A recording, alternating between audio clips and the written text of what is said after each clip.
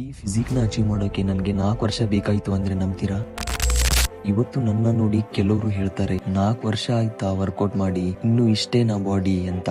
ಆ ಮಾತು ಕೇಳಿದಾಗ ನಾನು ಏನು ಹೇಳಲ್ಲ, ಯಾಕಂದ್ರೆ ಅವರಿಗೆ ನನ್ನ ಮೊದಲ ದಿನ ಗೊತ್ತಿಲ್ಲ. ನಾನ್ 10th ಅಲ್ಲಿ ಇದ್ದಾಗ ತುಂಬಾ ವೀಕ್ ಇದ್ದೆ. ಜಿಮ್ ಇರ್ಲಿಲ್ಲ, ಎಕ್ವಿಪ್ಮೆಂಟ್ ಇರ್ಲಿಲ್ಲ.